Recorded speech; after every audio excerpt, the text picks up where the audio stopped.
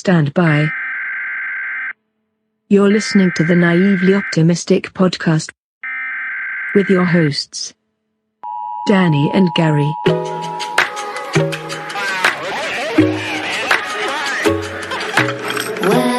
The ego is saying, what's happening here? It's an opportunity for spiritual growth.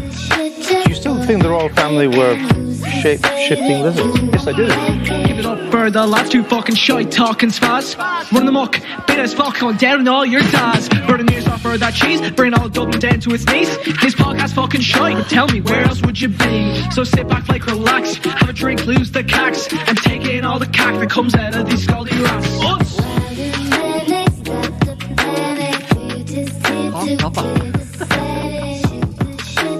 That's one of the places I never get an Irish accent.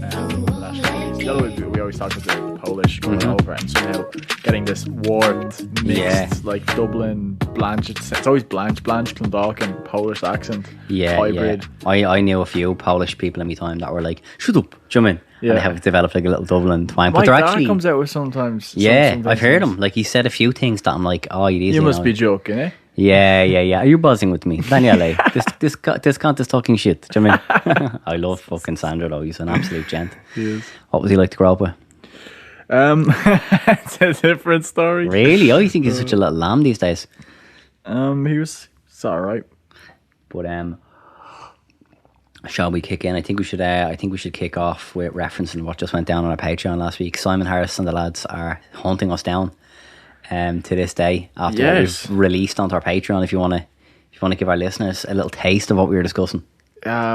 Definitely. So last week myself and Gaz sat down and said, right, enough is enough. We've been locked in a cage. Like I always take that analogy. Remember when you ever watch Borat? They're actually filming. Phenomenal film. They're filming the new one at the moment. Fuck off! They're not doing another one. Yeah. Are they? He was caught driving around Santa Monica. Loud. And you ever get the scene where he talks about his brother Bilo, who keeps him in a cage, rattling to get out? Oh, yeah. That's us to talk about this. And we talked about the documentary Plandemic, which discusses the potential planning behind the coronavirus pandemic. Potential planning, definite planning, right? Which we uncovered. We revealed. Gary, are you considering yourself to be a COVID denier? 100%, and I'm a mask denier as well. Fuck that. This should not be covered ever. Do exactly. You know? This is a gift to mankind. I mean, my face exclusively, not everyone else's face. They can cover themselves up. I don't be shy. But my face needs to be seen and admired, doesn't it? Yeah. On public transport and elsewhere. But no, we recorded on the Patreon. Very, very good crack. And one of our longest episodes as well. Oh, like during it, we were literally like going, is this going to be a two-parter? We're going to have to hit stop on this and potentially record the rest of it later, because it was like running on for yonks, like. But yeah, no, fun nonetheless. I was actually getting loads of good feedback on that. Was anyone saying that to you, or? Yeah, wild, because to be fair, we let loose a little bit. Again, it's behind the paywall.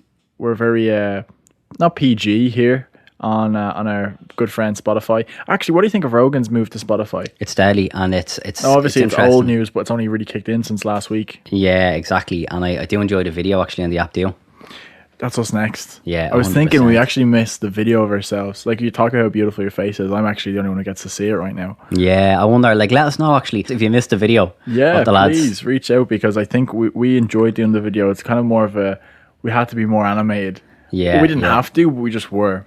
But we were also locked as well, though, like for pretty much all of those clips. Like, do you know what I mean? Because I think we did like 14 episodes of video, and nearly in every single one of them were quite merry, aren't we? Yeah, at least 2 or 3 drinks had every single time. See, we were like on the verge of becoming raging alcoholics, though, because we were recording them on like Sunday at like 2 o'clock in the day. Or we would leave till like 10, because we just stay inside drinking all day. And it was in the old studio as well, Studio A, so there was no windows, so we were just like fucking burrowed in there, locked. I actually give you like kind of a rundown of our Sunday. I'd arrive over between 12 and 2, which is quite early to start gardening. We'd run over to Centra, get a few cans. Yeah. We'd crack open, do some research, finalise exactly what we're going to talk about. And then, you know what, we'd either procrastinate or get into it. Either way, after that, we'd get a takeaway. Oh. We'd get a Fat Mackey's or something on the line. Then we just crash on the couch. Go for a tactical nap. Right, yeah. And for then a the couple rest. hours. And then Yeah, and then we wake up, we're like, Jesus. Yeah, and a food coma. Do you remember some fucking poor Deliveroo saw would have to cycle through the gates of Bluebell? Yep. With our rations. We just drag him off his bike, drag him into the lair and rip him asunder. That's how we had to move office. Yeah, exactly. Now we're on the run. And here we are in Studio D, is it? Yeah, the amount of bleeding studios in the go at this stage. This probably would be D. Wait, would it be? E. Oh, because we days. have Yeah, my gaff, your gaff. Yeah, the Black first Rock. studio, obviously Black Rock. So this would be E, wouldn't it? Yeah. This is so funny, yeah. Studio E. And speaking of E, nice alliteration there. Fantastic segue. Yeah, exactly. Moving into today's topic, we love the true crime. Yeah, because and I think everyone else does, yeah. Yeah, because I don't think I can say this wholeheartedly, and this isn't us blowing smoke. I genuinely don't know if there's anyone else who talks about true crime like this from our perspective. No. With a bit of crack. Don't Definitely get me wrong. Not anyone in Ireland anyways. But today we're going to talk about Mr. Ed. Not Eduardo. Edwin. Not Edwin. Eduardo. Will we give him Eduardo? Yeah, Eduardo. Or Edmund, maybe. What was his full name? Colloquially known. Was it Edmund? Is his actual full name Edmund? Yes, or Edward. Edmund Kemper III. No, you're messing. Genuinely. The third. The third. Fuck me. Third time's a charm. Yeah, clearly. Fuck me. Who was an American serial killer, cannibalist, and rapist. Yeah. We love starting off in a nice uplifting tone, don't we? You might as well, though. Just, paint a picture, create a bit of a summary for our young Eduardo. And he was known as the co-ed killer. What does co-ed mean? That's obviously a college thing, isn't it? Yeah, college educated. Is that what it yes. means? Yeah. I think that was so. a genuine guess, by the way. No, I think so. I assume so, based on his demographic, based on his yeah, because pretty much exclusively went after co-ed students that were looking for a lift, a jaunt. Sadly, it's our last one. Do you know what I mean? Yep. But he got up to some nasty stuff. Do you know? Actually, we should give our little friend a little shout out, young Kevin Cunningham, because he's also an Ed Kemper enthusiast. He loves him. Do you know what I mean? Yeah, enthusiast is the perfect word to use in this exactly. Because I'm more chatting. You'll see him in the stands, like, go on. Yeah. Well, do you know what? Speaking, just to loop back to the Patreon, that's also a perk. Kev came to us from Nice. We brought him into the studio. We broke the fourth wall and meet and greet. You probably saw on our Instagram over the weekend. We brought him into the studio, cheeky meet and greet for the main man. Gave him this little mug, took a few pictures, showed him what happens behind the scenes. Left looking like John Wayne. Yeah, we left him looking like some of Ed's victims, didn't we? Yeah, we really did. But yeah, just to dive into the main man, just some background on the individual himself. So born December 18th, 1948, close to Crimbo, Christmas baby. What star sign is that? Sagittarius, I think. Are they not? Oh, Sagittarius are actually supposed to be cunts, aren't they? So I'll double check. Because that's a real thing, isn't it? Sagittarius, like obviously we know from our zodiac days. November 20 to December 21st. Would that make him a? No, whatever's before that. Yeah. Up until December 21st, he's a Sagittarius. Oh, madness! Because like even I have actually a strong. Now, if we're talking star signs, I have a strong compatibility with Sagittarius. Interesting, because sexually, I know they don't get a lot of love though online. I mean, this is kind of weird because Ed would be considered a necrophile. Yeah, do you know? But they don't. Opposites attract. Yeah, but they don't get a lot of love online though. Don't they? Not Sagittarius. I've seen some memes like if you're having a baby and it's like, are you having a fucking Sagittarius or an abortion or something like that? Do you know what I mean? Something stupid like that, like just coming down with Sagittarius, like. But they get pinged out with left and right. Interesting. Well, because if like you're always going to be overshadowed, they're always bitter because Christmas overshadows their birthday every year. Oh, okay, right. And I heard they're kind of feisty as well, like. Yeah, and imagine again. I always hate imagine I have a few mates who were born around Christmas. I'm like, imagine that it's gotta be. You don't get two presents worth. Yeah, because your parents are always going to be tactical about what they get you. They're going to like, okay, it's close to Christmas. We just get them one big thing, but at the end of the day, one big thing I think is actually less good. That's what the June birthday is perfect. Yeah, now I'm in February. I'm not too far after Christmas. It's nice you build momentum. 1, 2. Yourself at the end of August. We discussed. Actually, we didn't discuss on this. We discussed obviously on the my B-Day last week. Yes, the Patreon. We had a lovely event for Gaz's birthday. Little garden party. Yes, a little soiree. It wasn't tea and crumpets, so I tell you that much, wasn't it? Tea and bumpets. Yeah. Way out of that, will you? No, it was great crack though, and all the patrons were there, more or less. Remember we were messing. That's a Just so Patreon, happens, obviously, like fucking the majority of the guests that were there are Patreons, so obviously close friends of ours. So we were just messing, saying we were going to cut the party off for any non-patrons are getting fucked out. I had me mad down bouncing at the door, checking their Patreon IDs, see if they're still valid memberships. She wasn't doing too much bouncing. Yeah, I know. She was fucking, well, she was bouncing off the wall. She's a head case, my man. Do you know what I mean? Yes. Up till, she actually stayed up sober till 4 o'clock. She stayed up until we left, and she's a we had the karaoke and all, or the karaoke as we call it. Do you know what I mean? Even though I didn't sing once, do you know what I mean? I was policing the grounds. Sing? I wasn't feeling it. Do you know, I was didn't want to show us up. Yeah, I was policing the gaff. I was just making sure there was no fucking trickery happening. Do you know what I mean? And you weren't robbing the cutlery and all. You know, you were like that, like absolute power, like spoons, robbing mate. the silverware. Do you know what I mean? The spoons, I have to light up somehow, mate. Yeah. Me and my junkie spoon. Exactly. But our friend Eduardo, born December 18th, as we just said, touched on the Sagittarius baby in Burbank, California. And similar to our last friend, Edward Goyne, horrific relationship with his ma. Abused emotionally and physically by his alco ma, Clarnell, who was divorced from his father. So there's obviously going to be what age did they divorce at? It was quite young, wasn't it? Yeah, quite young. He was like 9, I think. Yeah, and he was absolutely wet for his dad as well. Like, loved his dad, but hated his ma. Like, just... Like, they'd be like fighting like cats and dogs left, right and centre. And but yeah, fucking like terrible relationship with her, like. And as well, like, I heard after the divorce as well, his ma was like a real cunt to him as well, because he looked really like his dad as well. Yeah, and who was also Edmund. Yeah, oh yeah, of course. Edmund yeah. the second. I wonder how often that happens when, like, you know, couples break up, and if the ma hates the dad, the same the name. son, the same name, and the son reminds him of him, like, will that just automatically create a bit of a rift between them? Yeah, do you know what I mean? No, definitely. Particularly if they look alike as well. Yeah, exactly. Like, you couldn't fucking get away with it. But I'll tell you what, we'll get into this. Edmund too must have been hung. Oh yeah, because this fella, like, will describe fucking this chap. This is down actually in a one of second. the reasons why he's actually most well known, apart from all of the awful things he did. Just his physical stature. Yeah, big mongo strength fuck, like, do you know what I mean? Like 6.5 feet, 280 6'9". pounds. 6'9", yeah, that's the big show shit, like. Yeah. Like, you could imagine him opening up WrestleMania, couldn't you? Like, 100% Ed Kemper with some model. Head in hand. Yeah, head in hand. Except you know it's what I not mean? a prop, yeah. Yeah, like, honestly, like, because he genuinely, if he was born in the 90s. He weighed 13 pounds as a newborn. No. Fuck What were you, me. what weight did you come out with? Well, I was a fucking light baby, I think, like. Yeah? Yeah, I think I actually probably could have done with a hot meal into me from the I was second I got in. tiny. Yeah. Clearly well, kept still up, are, yeah. mate. I was just thinking, what's I was changed? 6'8".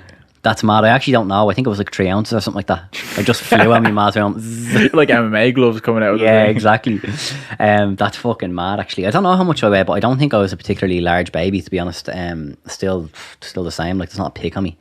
But where'd we leave off there? Yeah, so he actually had a bit of a Harry Potter life as well, young Ed. He was forced to live in the basement. Did you hear about this? He was banished to the basement. Yep. Did you hear why? I did. Please let listeners. His ma was like, I had to throw him into the basement. I was afraid he was going to rally the two young ones around, his two sisters. She was like, he's going to molest the pair of them, so I'm just going to have to banish him to fuck down into the basement. So that's why he set up shop down there. But he was bullying, and he said that's exactly when he was like, nah, fuck mots. Like, I actually just hate mots now, because this is just unfair. And he started ripping the heads off his sister's Barbies and all. He was going absolutely rasher in the basement, he was. Do you know what I mean? Have a few quotes as well. And like, you know what, I don't know if you noticed, Ed, he's some man for the quotes. And he loves a punchline as well. But here's a little quote he said about the Barbies, yeah. He loves a stab line as well. He does, like. But yeah, fucking, here's a quote here about the Barbies. He goes, I remember there was actually a sexual thrill. You hear that little pop and pull their heads off and hold their heads up by their hair, whipping their heads off, their body sitting there. That would get me off. Now that's a bit of foreshadowing for where we're going. Do you know what I mean? Yeah, it's similar to like all of our good friends, Luca, Ed, like everyone we've talked about had a tendency as a kid to show a lot of these. Like, it's always kind of the way, weird relationship with the mother, like either overly infatuated or overly involved with the mother, whether it be love or hate. The animal killings he gets into, you know, he killed the triad thing. Remember we discussed this in our in fucking the Dick Chase episode, the McDonald's. Yeah, McDonald triad. So that's you know, he displayed one of those signs, which was harming animals, but the other three, the other two were bedwetting and setting fires.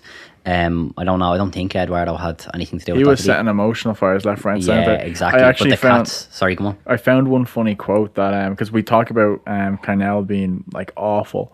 And just such a weapon to live with. Now, Edmund's dad, Edmund II, obviously split from herself, But he was describing living with her, and he said suicide missions in wartime and the atomic bomb testings were nothing compared to living with her. No way. That's mad. Because what was he in the army or something? Was he?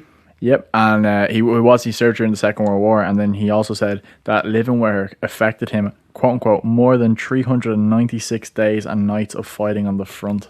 No way. Yeah. That's fucking nuts. I think he was over in Japan. Fuck me. Jeez, I didn't know that now. She must have been some weapon to live with then. Yeah. But like you touched on there a minute ago, harming animals, and this, little loop back to young Richie Chase, but Ed, similar, he was killing cats left and right. Like, they had a few cats in the gaff. And I was actually reading into this, and apparently, like, going back to the McDonald's triad thing, the reason why cats usually get targeted is because there's a feline energy about them, or sorry, a feminine energy about them. Do you know what I mean? And it's kind of like interesting. They have this like hatred towards their mothers. Yeah, it's mad, isn't it? Because like, although dogs probably see their fair share of killings as well, they're a masculine symbol. Yeah, exactly. Cats, like, same with Richie Chase. Remember, he was throwing the cat around the gaff. Yes, he was ripping the head off while she was making him sandals in the kitchen. Oh, do you remember? Jesus Christ. And if you listen, I would heavily recommend. The same thing with Luca, like, yeah. Oh, sorry, fuck Richie Chase. How could we forget? The originator of the fucking cat killings, This is mad. I would highly recommend everyone going back and listen to both of those, but definitely the Rich Chase one is a good one as well. Yeah. But yes, they had two cats, the family, right? And one of them he buried alive. And he'd dig it up every now and then and just play with its body. How fucking mad is that? And then the ma found it in the gaff, right? And she was just like, oh, whatever. Like, this is gas. Because same with Richie. Because remember when Richie's like ma was saying there, he was throwing that cat around the gaff, and she came in like mid massacre, and she didn't say anything about it. She was just like, oh, you're a nutter. Like, classic Richie, you're mad. Classic. But didn't really do anything about it. And then the second cat, he hacked a bit with a machete, like. So mad shit. Like, as you know, I fucking love cats, so this brings me no joy to reveal this information, you know what I mean? Yeah, I don't know, like, this is mad. I couldn't, if there was ever an animal to kill, I think one of the most innocent one is a cat. Now, people hate cats, but we love cats. Yeah, they should be killed. I think it's because we're in touch with our feminine side. Exactly, yeah. They're just, we could nearly do an episode exclusively on our passion for cats, couldn't we? Yeah. We could talk hours, like, that would be a 3-parter, I'd say. 100%. But yeah, shortly after that, Ed ran away anyway to find his outfit, because his dad, obviously, as we touched on, divorced from his ma a while before that. But at this stage, his dad was actually remarried and had other children and didn't want Ed around, and actually told him to leave town because he was giving his new wife migraines. Yeah, this in some way kind of like, maybe you won't say is the cause for anything, but definitely escalated. Didn't help. Yeah, exactly. No, it really like, imagine being told, like, listen, son, you're actually giving my new ma migraines, so any chance like, you can just fuck off. Like, you know what I mean? I actually have new kids here as well. Plus, you're a big, huge lank of, I think you're scaring us all. Huge. Do you know what I mean? I wonder how tall his dad was. Imagine his dad was a midget.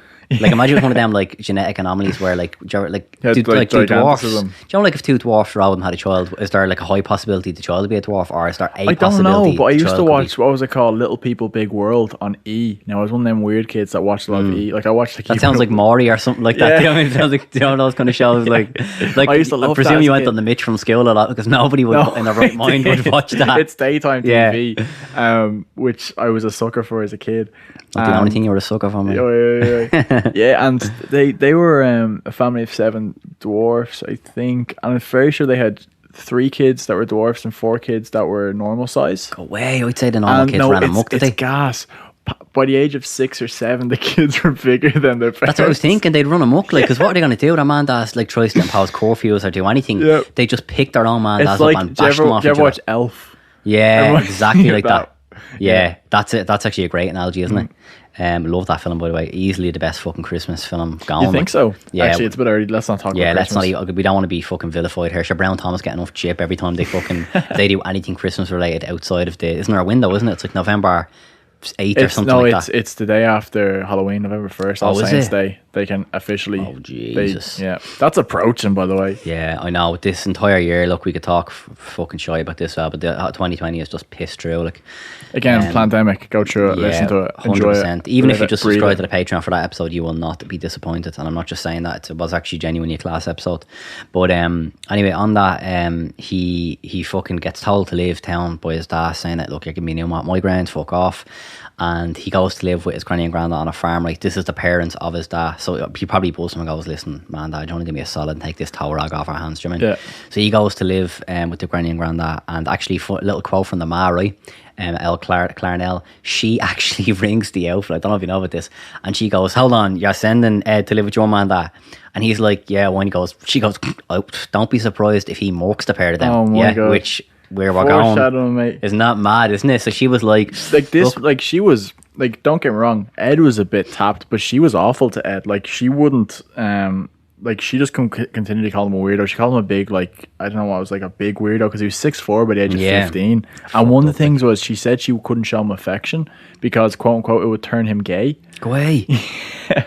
Madness. Yeah. But yeah, so he got on great with the granddad and the gaff, right? Didn't get on with the granny because it just reminded him too much of his ma. She was a real domineering presence, like real pest, like constantly putting him down left, right and centre.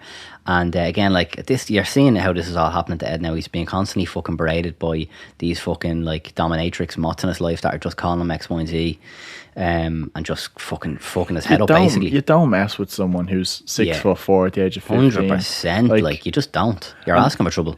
Yeah, and I actually think, where do you think like maybe the brain comes into this? Like genuinely, he's probably a genetic anomaly. Like upstairs isn't working too well. Not packed too tightly, as we say. Do you know what I mean? Not playing with the full deck. Water getting in somewhere Titanic level. Do you know what I mean? No, I definitely, because if he started off a bit ropey, this certainly wasn't helping. Do you know what I mean? But like, look, they buy him a fucking rifle for Christmas because, of course, America. Do you know what I mean? And so they're asking for trouble. Like, you know, we could talk all day about this, but this whole gun shit in America does my tits in. You think so? I think it's like a massive part of their problem. Their social problems anyway. They're fucking saps. Like, sorry, American listeners.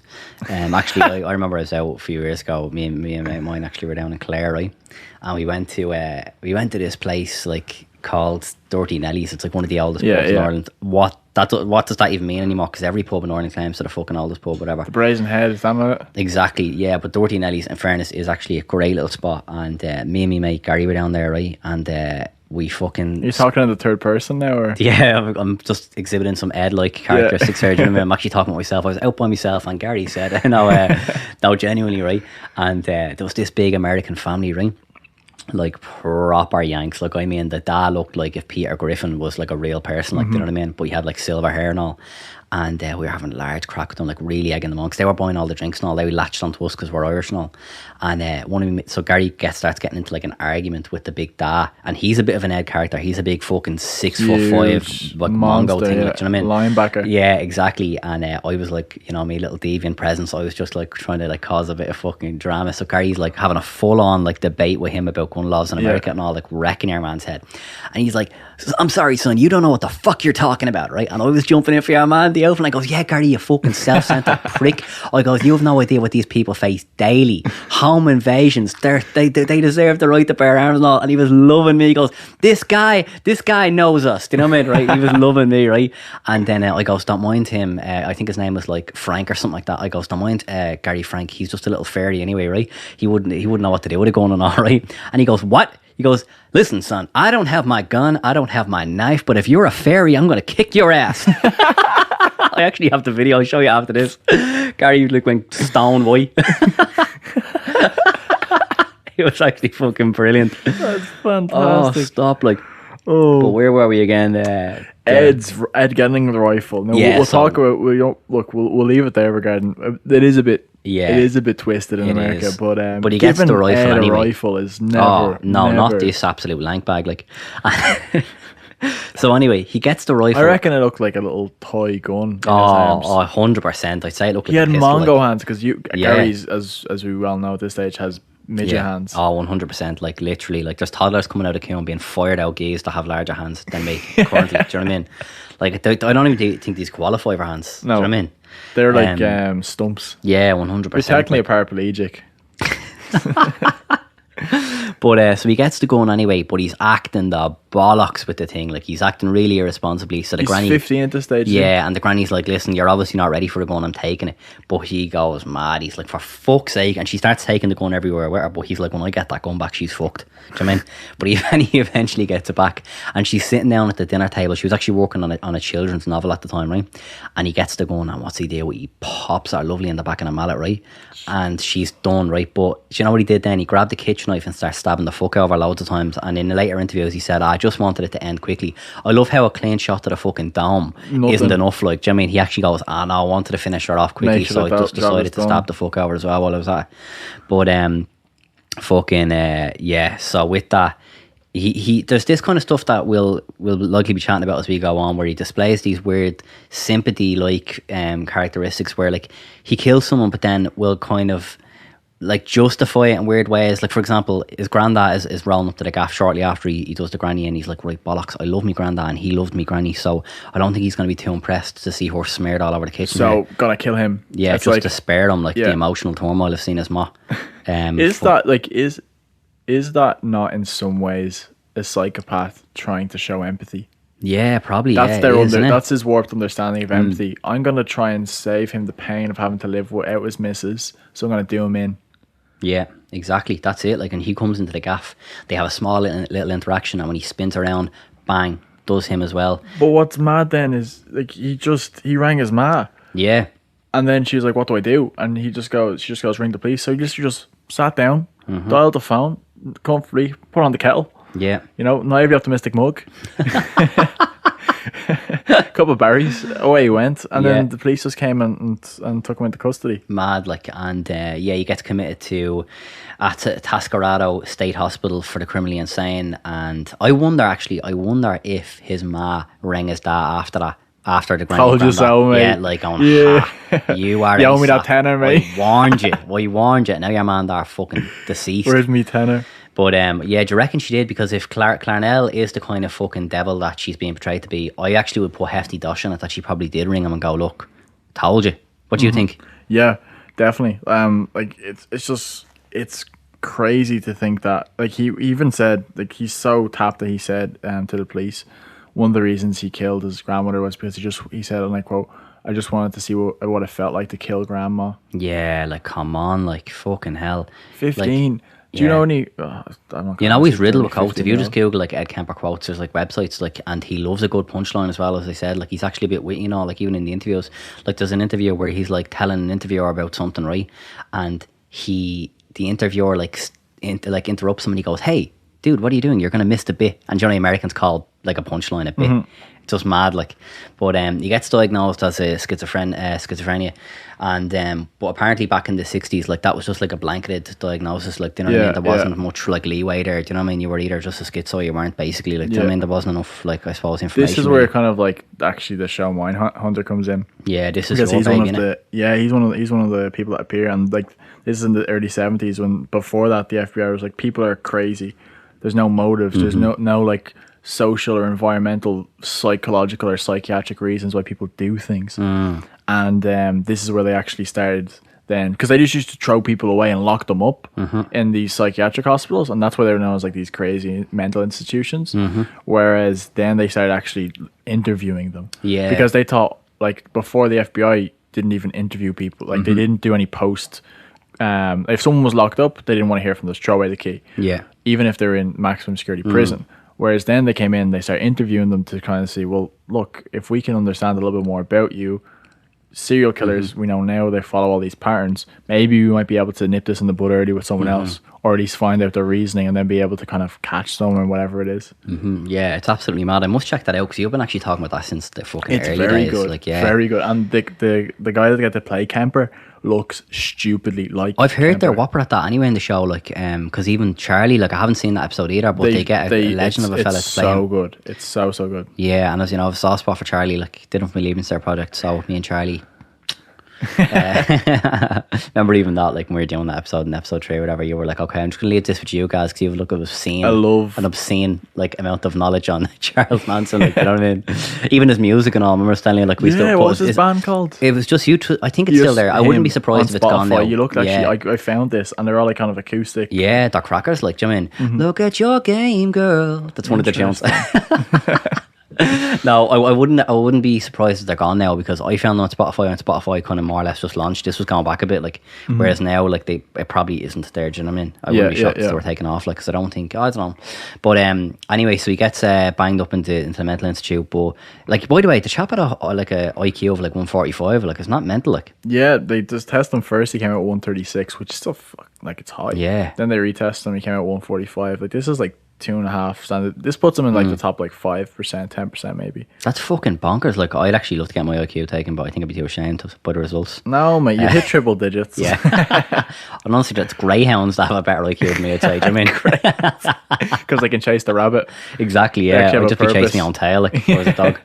But inside the mental institute, he was described as a model inmate, and he was actually even given special privileges and little jobs to do as well, one of which was to deliver the tests and the test results, right? And it is interesting because in doing that, he actually got to see through that the diagnostic criteria. Exactly. So he actually began to be able to understand how they were diagnosing and treating and what criteria they're looking for in patients for discharge, which is mad. So he actually should have in some ways been locked up there for life, but he was he got inside their head. This is like how beautifully manipulative, and like, I find this so fascinating. Yeah, it's kind of he impressive. Got in and basically figured out and reverse engineered how he was going to make his home way out at a young age, and that's what happened, isn't it? Yeah, exactly. So through the information he basically acquired from looking at all the paperwork, he was able to basically inform his strategy, I guess, when talking to doctors going forward and like expedite his escape, basically. So like, he kept giving the right answers, and they're like, man, this we're fella, legends. Yeah, he's cured. Oh, fucking hell, yeah. Well, he's cured. Like, we've made a mistake. He's not crazy, bollocks. You know what I mean? Let him go. Yeah, and at 21, he gets released back into the care of Clarnell, his mother, and I'm sure he was delighted about that. Big Ed. Yeah, exactly. You're right, because he's fully developed. He's a silverback gorilla at this stage. 6'9", 280 plus pounds. This is a big. It's a big show. Go on, Ed. That's what it's like, innit? Yeah. And but he gets out anyway and gets his GED. That's essentially like the leaving cert, isn't it? Or is it? No, because that's like the SATs. But it's SAT, like, I don't know what the GED is. It's definitely something anyway, like skill wise. Do you know what I mean? So he gets his fucking. We'll call it the bleeding leaving cert. Fucking why not? Any Americans can step in to correct us if they're not already bulling right now due to the anti-America chat prior to this. But and you know, he actually wanted to be a guard as well, right? And he was denied from the guard for being a big lank, basically, because he couldn't fit in the cars or anything like that. So instead, had to take a job with the California Highway Department, right? And so, look, I feel for you, Ed, because I'd love to be a guard as well. So it's a shame. Why can't you be a guard, I guess? It's just not in the cards at the moment. Maybe it is. Maybe someday. That would be beautiful. That's my backup plan, actually. Yeah, imagine. Guard. Sure, it's half the name, Gar. Da. Do you mean? I was born for this role. Do you mean? But now this fella getting out of the mental institute is like not clued in socially at all. He hasn't a blues clues. Like, because bear in mind, he would have spent the last 5 years in a mental institute with other bleeding headers, so his social acumen is fucking very poor. Like, do you know what I mean? And in an effort to try fit in, he starts buying motorcycles and all, thinking it's a real cool thing to do. But he just wrecking them all because he's just a big lank of a thing. And he wrecks like 2 or 3 motorcycles, and then eventually he buys his little 2-door yellow 1969 Ford Galaxy, which obviously is the vehicle in which he performs most of his crimes going forward. That's what he was essentially fucking rallying around the place when they were hitchhiking, do you know what I mean? And but back to life with Clarnell, which obviously was going fantastically at this stage, and I'd say he was bulling, because after being away more or less for a few years, and I know he's in a mental institute, but I would say he probably found that time quite tranquil. Like, would you? Yeah, definitely. Yeah, he definitely missed his mother, because you look at this, as much as the emotion, like any strong emotion, even good or bad, you just kind of want to be surrounded by that person. Exactly, but she's still a big ball busting rat at this stage, and reckon it's not like calling them all sorts. And she's actually like onto her 3rd divorce at this stage, and she's working as a secretary. Yeah, she's working as a secretary in like a Californian university. Now this is obviously what gives basically fucking. We give great backstory, may I just add. We haven't gotten into. I realised we haven't gotten into any real. Well, no. Well, to be fair, he's killed 2 people at this stage. Yeah, exactly. He's murked his granny and granddad, but like we haven't got even onto like the meat and bones of this. Literally. Yeah, exactly. But look, I think actually let us know what you think of these really in-depth backstories, because I always get like people going. I think like, the backstory is funnier. Yeah, because exactly. We get a little bit of context as to who Ed is, and like we could just go in and say Ed did X, Y, and Z. Yeah, 100%. And then say that was her. But like the backstory always brings up some funny kind of. Oh, without a doubt. Like we always have little kind of like offshoot and crack, like, do you know what I mean? Mm-hmm. But even I always get people saying to me, like, when we release shorter episodes, they're like, fuck's sake, like, wish it was longer, because a lot of people listen to us either in work or coming home from work, like going to and from work. So let's say half an hour commute to, half an hour back. So usually if it hits an hour, I think people are delighted, you know what I mean? But usually the crack episodes we keep a bit shorter, because like they're just small bursts, you know what I mean? Mm-hmm. But anyway, his ma's working at the university, and with that, Ed starts giving new female students and hitchhikers rides just around campus, because he's obviously collecting her, and she gives him a sticker. Do you hear about this? No, she gives him a sticker sticker for his car so he can go in and out of college freely, do you know what I mean? Because he's collecting her from work, do you know what I mean? Okay. And he basically uses this sticker as like basically like an all access pass, do you know what I mean? And people begin to trust him as well, because like if this cunt has like a fucking sticker for the college, like, let's definitely jump in with him. He's obviously a sound chap, like, This do you is know what I where mean? it all goes downhill, isn't it? Exactly. And so that sticker essentially validates his presence at the university, do you know what I mean? More or less, like.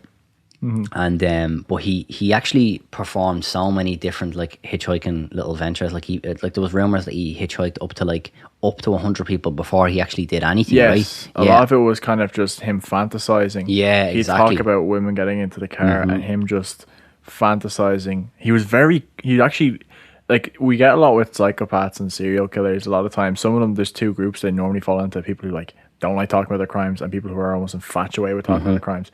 Ed would talk for days. Yeah, he loved it. He talked about the detail, and it's kind of like, it's interesting to like see what goes in his mind. Mm-hmm. And he was like, even in Mindhunter, when you got to the show, he's so happy and open to talk about everything. He just wants it's like, mad, I think he wants like- like pizza once or something, but he's like, I'll talk for days. Yeah, He well, liked the it's- company. Yeah, but like I haven't watched Mindhunter, but I do know that, like, and you just touched on it, that they learned so much about serial killers from chatting to Ed. Like, he's one of the most like valuable assets they've had in the last 50 years, basically, to learn more about this. Definitely. So I'd say he kind of feels like a bit of a celeb, like, do you know what I mean? He's loving life. He's thinking, I'm actually bringing a bit of value to the FBI, like I'm like their mate, do you know what I mean? Genuinely, he started talking about all these like little sexual like urges he got, and he called them his little zapples. Way.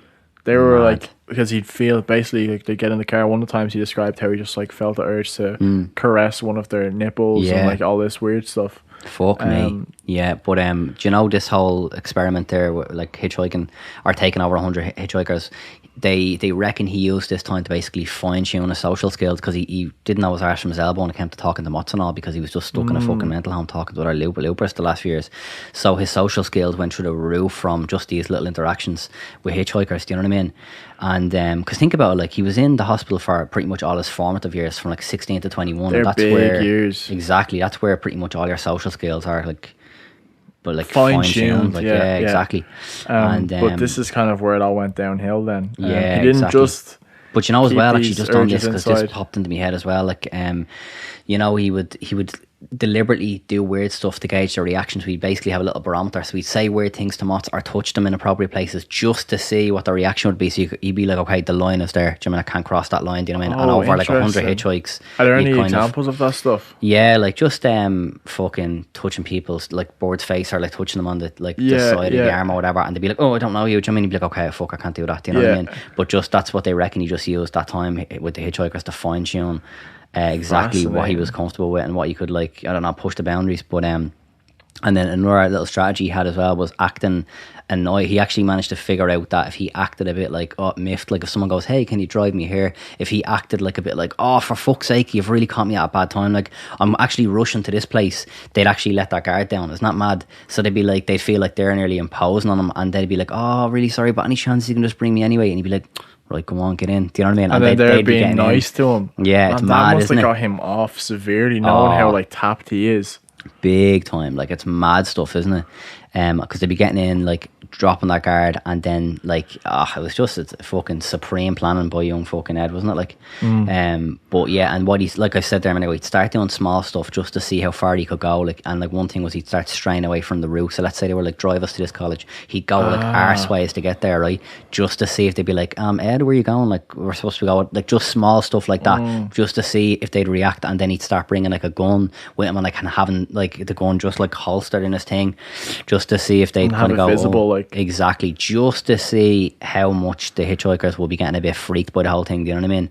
But yeah, look, May 7th, 1972 is when Ed basically decides to pull I'm the actually trigger. like I'm really interested in what made the one before this not be the first one. Yeah, great question. Yeah, I'd love to know. Like, I don't think there's much Why information on it. why was May 7th, 1972? It's been claimed that he'd picked up over 150 or 100, roughly three figures anyways, of hitchhikers.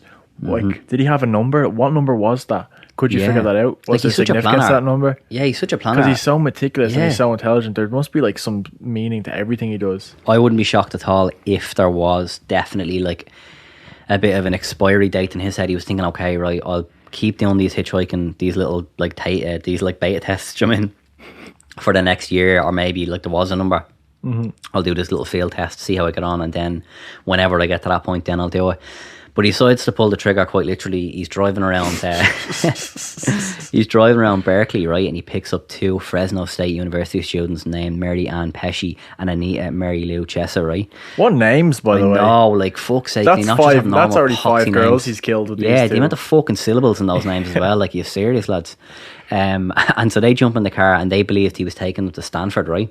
Another college. And after driving for an hour, right, he brought them to a secluded wooded area, which, by the way, he was familiar with all these mad remote spots from his time working in the highway department, yeah? So he was well in with exactly where you could bring people that nobody would detect them, do you know what I mean? So he actually intended to rape them there, but from actually chatting to the serial rapists... Did we and all mention his their pals, age? Yeah, they were just college age, so like 18. Yeah, 18 and 21, wasn't it? And so from So young, being so he's a young. knacker, like, but from being mates with all the serial rapists in the mental institute, he found out that like it's not good to basically like fucking leave any witnesses like with a rape thing. Like, it's a bit of a messy one to rape too much as well, like, for fuck's sake. Like, so he just abandoned that idea, like, and he what he did was actually fucking disgusting, right? But he locked one of the mots in the boot, right? Yep. And then handcuffed the other one, right? And then stabbed the fuck out of her and strangled her while your one Lou Chessa was listening from the boot. And then after he finished the first one off, he dragged her out of the boot and then same again, like. But in his confession, this is mad, right? In his confession, he stated that when he was handcuffing Pesci, right, He touched her. he accidentally rubbed off her tit and then got he was mad embarrassed. sorry. He said Yeah. sorry. He was like, sorry about that. Jesus, fuck's sake, clumsy hands over here. Didn't mean to touch Yeah, it. exactly. I'm She's not like, don't gonna- worry about it, mate. Don't worry. Exactly, and so in an effort to not touch off her tit again, because he was so mortified, he actually was like, "Okay, I'm just gonna stab the fuck out of her stomach, and I'm not gonna go near her tits because that was just too. I'm Marley after that. Do you know what I mean?" And again, going back to all this like mad sympathy shit, like, it's Like, weird, isn't it? Imagine saying that and then murdering her minutes later. Exactly. Like, yeah, imagine that. Like, you're literally like, fucking, oh, sorry to touch your tit there, but I'm just gonna get back to just murdering the fuck out of you. I'm sorry. Do you know what I mean? Like, what the fuck? Like, but anyway, he put both bodies in the car and then drove back to his apartment. At this stage, he's actually moved out, by the way. He no longer lives with Clarnell. He just lives in a fucking apartment with a roommate.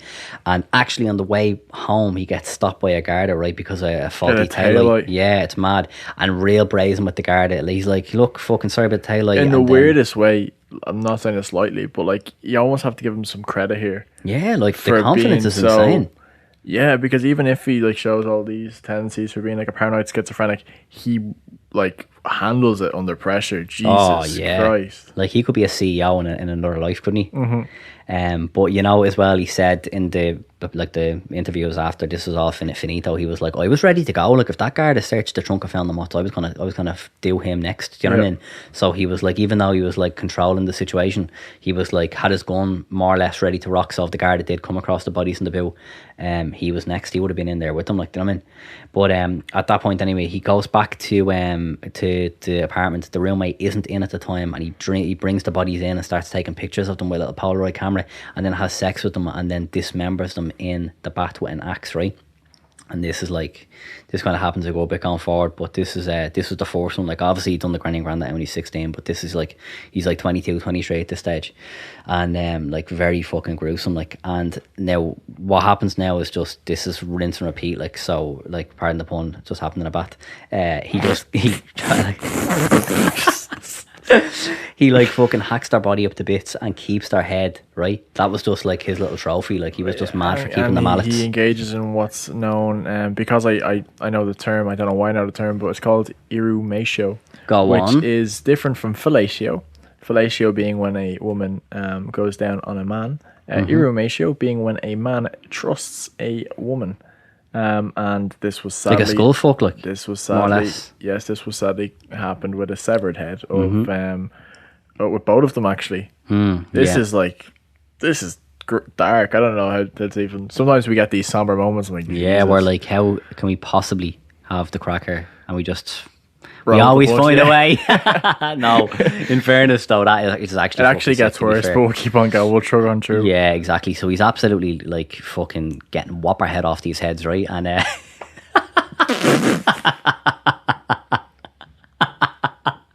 I'm cutting that one out. No teeth, anyways. Yeah.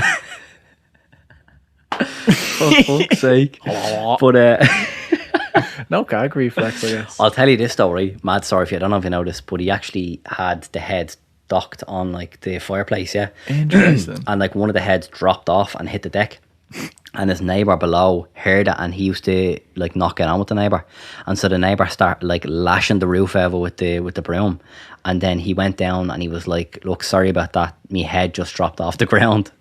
And he was like fucking dead serious, but this is classic Ed. Like, he actually, we'll get onto a bit of this in the next part, but he will actually reveal, kind of similar to Ed Gein as well in that episode last week, where he's like, oh, she's back at my gaff. Yeah. Serial killers nearly like to tell the truth just for the crack, just to see if anyone believed him. Like, but anyway, he bagged up the body parts and disposed of them, but obviously kept the heads because that's like his little fucking trophy. Like, and he keeps they have a time frame that he usually keeps the heads for like 4 months, right?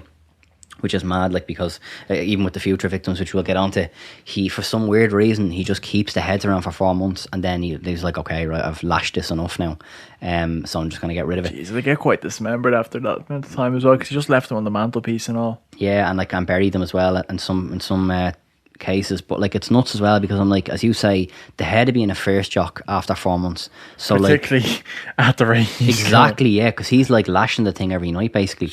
So like, just there's standard decay, and then there's just like, you know, I imagine the head would be falling apart in your hand as well if it's decaying. Do you get me? I know, I'm sorry, I'm just thinking out loud here, right? But yeah, it's fucking melody. Like, but 4 months, for whatever reason, that's his little time frame. He's like, okay, 4 months is enough time to just have me away with this, and then eventually I'm not arsed anymore. So and this is one of the big things that was hitting the media, because there was body parts like washing up and being discovered left, right, and centre. Like the Garda were in like their heads were spinning. They were like, there's fucking mallets showing up here, there's arms showing up here. Like, they were like, what the fuck is going on? Like, and these are people obviously that would have been reported missing, you know, months and stuff like that before it. But like, even your one Pesci's head was found in the mountains then in August, and then just bits and bobs were just found here and there. But yeah, fucking crazy fucking shy. But anyway, on to the next one, September 14th. This is there's a lot of this. This is the worst one, I think. Well, like, they're all bad, obviously, but yeah, I don't know. We'll give this one a bit of time. We'll fight to the other ones. Yeah, exactly. Just like Ed did, to be fair. Yeah.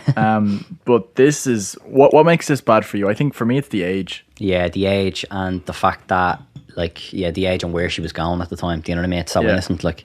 But do you want to take this one? Yeah, so this is on, as Gary said, September 4th, 1972. And again, like, this has been 2.5 months since Ed did his first, you know, double kill, we'll call it. Yeah, exactly. Fatality. He's on a kill streak. Yeah. And he decided to pick up a 15-year-old dance student by the name of, how do you pronounce it? Aiko? Yeah, Aiko, I think. She's a Korean board, obviously. Yeah, and she wanted to actually go. She was going to her dance class, and she decided to hitchhike because she missed her bus. Mm-hmm.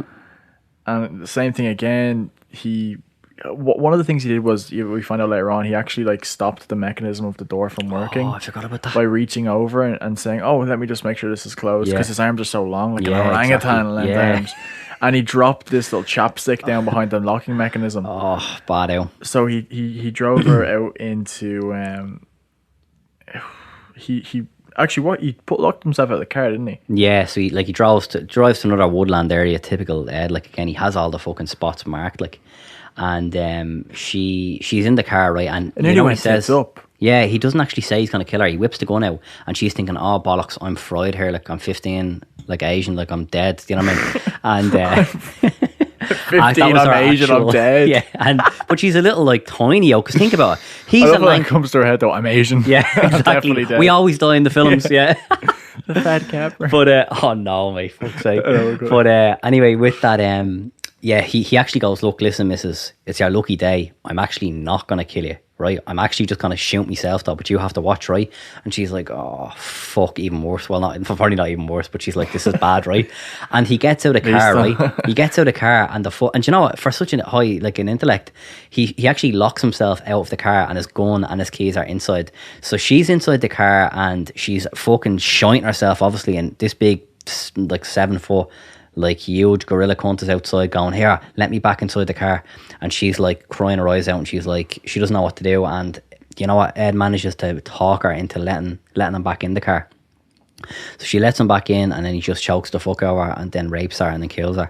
Again, this is the worst one by far. Like, she's 15, like, for fuck's sake, and she's just off to her dance lessons. It's like, awful. Scoundrel, like. Same thing then, he packed her body into the boot. Then he went to a bar for a few drinks. Yeah, exactly. We should spend a bit of time talking about the bar itself, because it is important. Go for it. It's a Garda bar, so it's where all the Gardas basically congregate and just talk shop. Did we actually talk about how much, like, Ed was wet for him? I know we said that he actually wanted to be a Garda, but he actually was, and this is a big thing with serial killers as well, was infatuated with the Garda. Like, he actually went and became mates with them all the detectives, and he knew kind of, again, the same thing with, like, when he was in the hospital, he knew how they operated. Yeah. So he'd know how to get away. And they'd be talking about cases and all around them, and he'd be loving it, because he'd be getting the inside track. They'd be chatting about, "Oh, a little mallet floated up there the other day, found an arm, found a leg here," and he'd be thinking, "Yeah, lovely. Do you know what I mean? I know the sus now, I know how far they are, I know what they know." And they just knew him as, like, this big friendly giant Ed. Like, do you know what I mean? They've actually said since he had a great personality, he's great crack. Big Ed who gets whopper head. Do you know what I mean?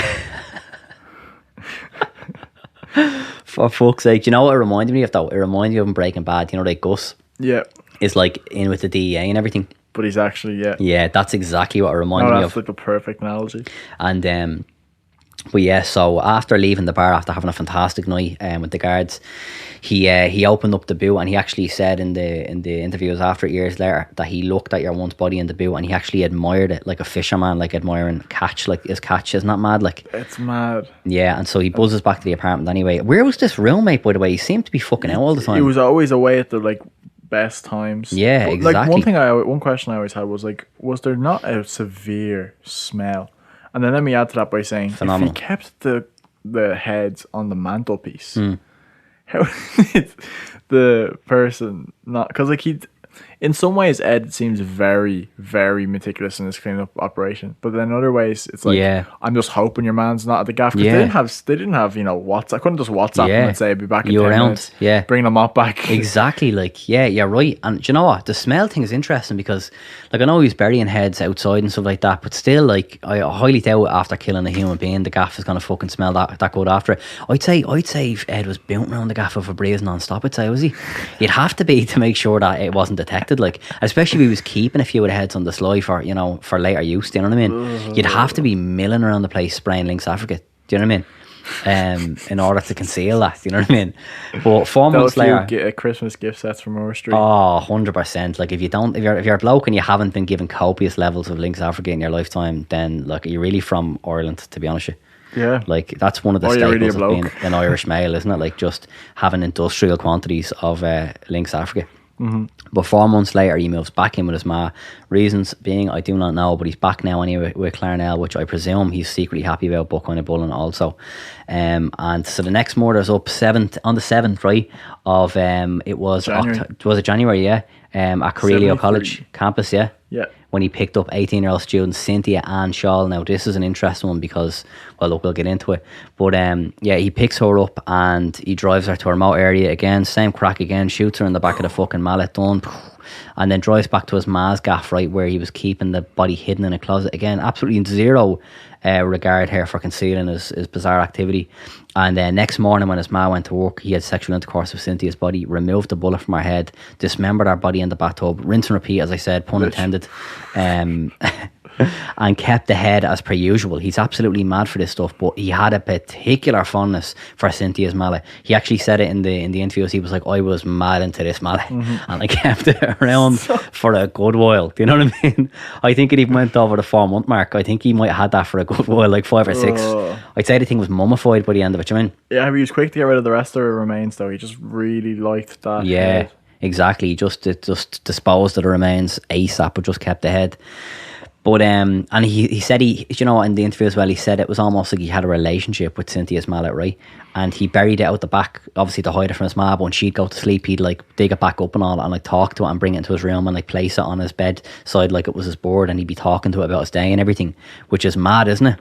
That's fucked. Like that's genuinely, like, some of this stuff just goes beyond, like, it just gets too psychotic. Like, I can't. There's more victims to come. Yeah, it's bizarre. Like, but on this one, this is like we're gonna move into a time now where fucking you're gonna see a bit more of a manic Ed, right, based on this next event. So a month later, right, which is a pretty short period of time. Normally leaves a little bit. Yeah, he leaves a bit, but he was eager to get going because he buzzes home and he has an almighty scrap with his ma. And there's ructions in the gaff, and then he just storms out and he goes, do you know what, I'm going to fucking spark the next few people I see. So on that evening he encounters 23-year-old Roseland Heather Thorpe and 20-year-old Alice Helen Liu. These names, I know, the fucking syllables are fucking the lads up on the USC campus, right? So the girls enter the car, and this is mad. Still on campus, mind you, right? They enter the car and he shoots them straight away on campus. Isn't that fucking mad? So after this scrap with his ma, he's fired up to fuck, like absolutely no regard for being a bit more like fucking stealthy like he usually would be. Even so much so he brings them back to his ma's gaff, and he's actually outside the gaff, right? It's the evening time, people are still awake in their gaff, there's lights on, and he beheaded them in the trunk, in the car, exactly. And then brings the bodies into the gaff in more or less plain sight, and same again, just rides them. Yeah, same crack again.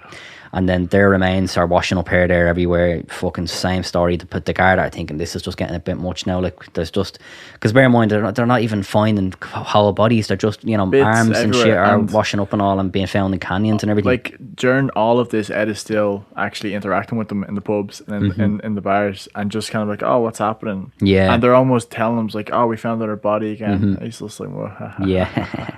Lovely. And but like, he keeps the heads once again, and they should start calling the cunt Ed Kemper. And it's actually a good show, isn't it? Good. I don't know how no one thought of that. Yeah. But here's a little quote for you regarding the heads, right? So he goes, you know, the heads where everything is at. The brain, eyes, mouth, that's the person. I remember being told as a kid you could cut off the head and that nobody dies. The body is nothing after the head is cut off. Well, that's not quite true. With a girl, there's a lot left in the girl's body without a head. Mad, isn't it? Absolutely crazy, like.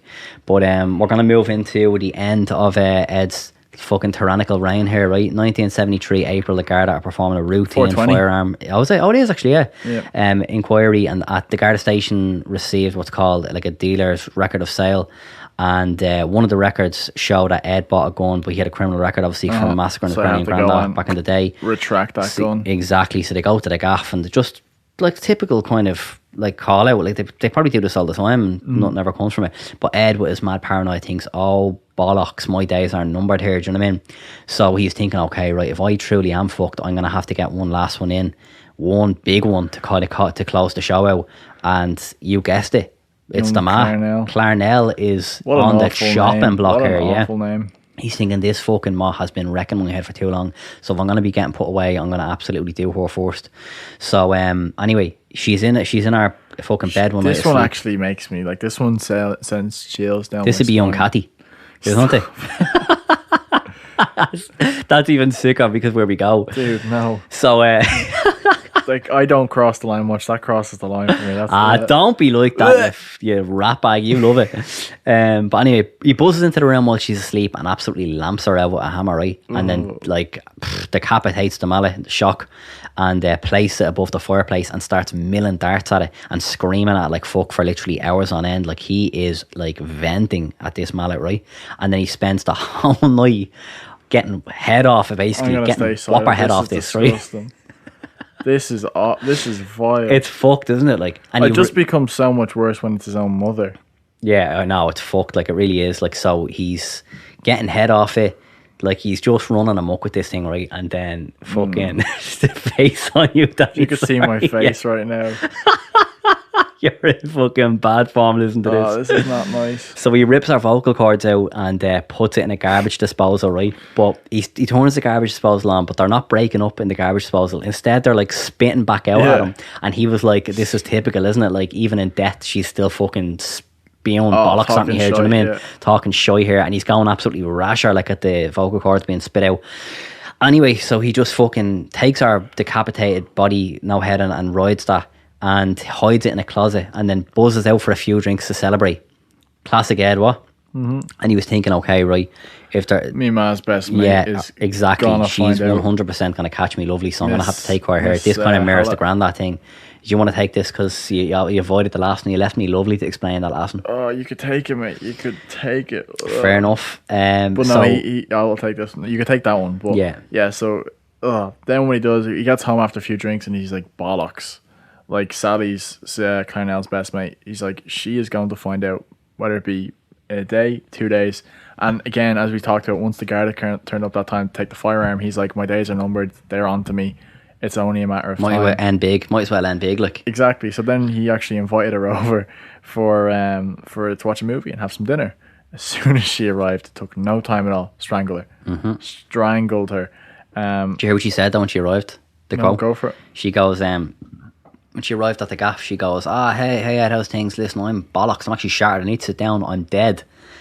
Little did she know, saying those final words, how dead she would really be. But go on, strangled at the bits and then rode her body as well. Do you know what he said about it as well? He said, and it's weird that he actually said they went away this. on a vacation together, was one of his cover stories. Oh really? Well, he was saying as well about her, which is interesting because I don't think he really went into this kind of detail when he was talking with the other bodies, but he was saying that when he was whacking her body, he was orgasming like mad, like he really enjoyed it. So I don't know if he had a bit of a thing for his ma's mate or what, but apparently he was lapping this up. Like he said it to the FBI after he goes, no, I had a great time with her now, which I mean. Oh my God. So I don't know what the story, if there was some kind of attraction there anyway, when she was alive. But anyway, he, as you said, he was thinking me days are numbered, so he left a note. And he bounced, but on the note, he, like for the police, he said, sorry for the mess, gents, didn't have time to clean. Actually said, gents. Yeah, this is actually, I have the exact note here. It says, approx 5:15 a.m. Saturday, no need for her to suffer anymore at the hands of this horrible, unquote, murderous butcher. It was quick, asleep, the way I wanted it. Not sloppy and incomplete, gents, just a lack of time. I got things to do.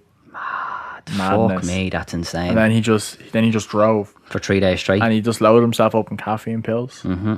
And just kept on driving. He had like he was like an active shooter at this stage. He had like 3 or 4 weapons, a lot of ammo in his car, many rounds. And then, because he thought he was generally like, he was paranoid as fuck. He just thought they were all out to get him at this stage, which they actually kind of weren't at all. No, yeah. Like he could have easily gotten away. Well, probably not because...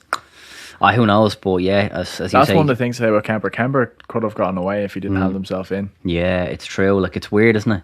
And as we discussed at the start, he actually enjoys talking about the murders, do you know what I mean? It's like, it's an achievement for him, do you know what I mean? But anyway, when he rings the guard and they come to get him, they asked him, like, you know, what was the fucking story? Like, you ratted yourself out, like, and he was like, the original purpose was gone. It wasn't serving any physical or real emotional purpose. It was just a pure waste of time emotionally.